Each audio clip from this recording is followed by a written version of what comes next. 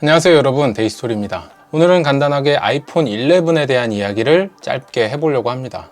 사실 저는 작년 9월부터 계속 이 갤럭시 폴드를 메인폰으로 사용을 하고 있고 굉장히 만족하면서 쓰고 있기 때문에 아이폰 11 프로가 처음 발표됐을 때도 사실 별로 구입할 생각이 없었어요.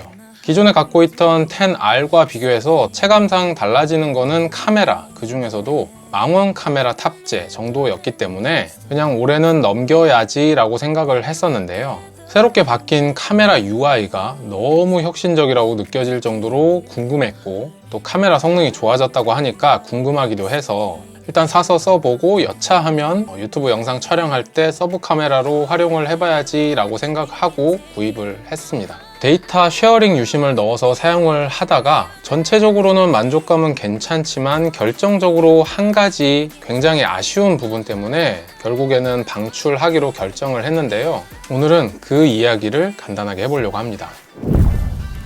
사실 아이폰 11 프로 자체의 만족감은 굉장히 괜찮은 편입니다. 기존에 10S를 썼던 사람에겐 디자인 차이가 거의 없다 보니까 좀 만족감이 덜할 수도 있긴 한데, 마감이 워낙에 고급스럽다 보니까 처음에는 꽤나 흉하게 보였던, 절대로 적응이 되지 않을 것 같았던 이 인덕션 카메라가 이제는 좀 이뻐 보이는, 좀 트렌디해 보일 정도라고 할까요? 스펙도 현존 최고 수준이고 퍼포먼스도 굉장히 우수하고요. 그리고 페이스 아이디는 iOS 13 버전이 되면서 얼굴 인식 속도가 기존의 한 2배 이상 빨라진 느낌으로 굉장히 쾌적하게 잘 풀리기 때문에 아주 만족하면서 잘 쓸 수 있었고요. 그래서 전체적인 실사용 만족감은 사실 굉장히 좋은 폰입니다. 밸런스가 아주 잘 잡혀있는 폰이라고 할 수 있을 것 같아요.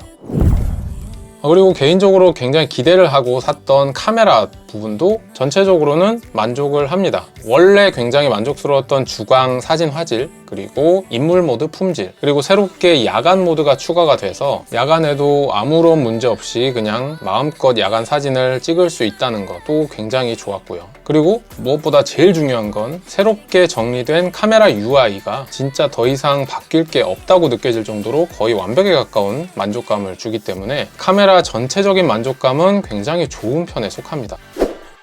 하지만 딱 한 가지, 출시 직후부터 계속 이슈가 되고 있는 고스트 현상 때문에 저는 방출하기로 결정을 했는데요. 광원이 굉장히 많은 야간의 거리 같은 데서 사진이나 동영상을 찍었을 때 제가 느낀 고스트 증상은 좀 많이 심각할 정도의 수준이더라고요. 이 고스트 증상은 사실 카메라라면 어느 정도는 다 있기 마련이라서 어느 정도 수준이면 그러려니 하고 사용을 하게 되는 게 대부분인데, 이 아이폰 11의 고스트 증상은 제 기준에서는 도저히 쓸 수가 없는 수준이다 라고 결론을 내렸어요. 야간 사진 찍는 걸 워낙에 좋아해서 퇴근길에 이제 야간 사진이나 야간 동영상 같은 거를 많이 찍는 편인데, 이것저것 찍어서 와서 확인을 해보면 이건 정말 이건 아니다 라고 생각이 들 정도의 심각한 소스들이 굉장히 많이 걸리더라고요. 가장 최근에 찍었던 영상 중에서 이거는 진짜 심각하다 라고 느낀 그 문제의 소스 하나만 여러분들께 보여드리겠습니다. 한번 어떤지 직접 확인해 보세요.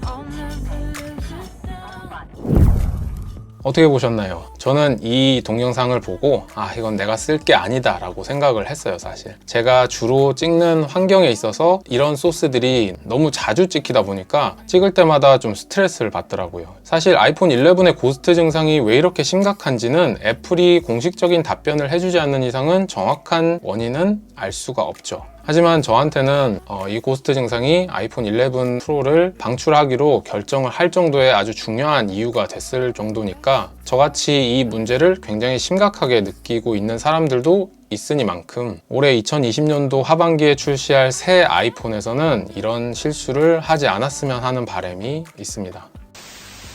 오늘 영상도 봐주셔서 감사하고요. 전 다음 영상에서 뵐게요. 안녕!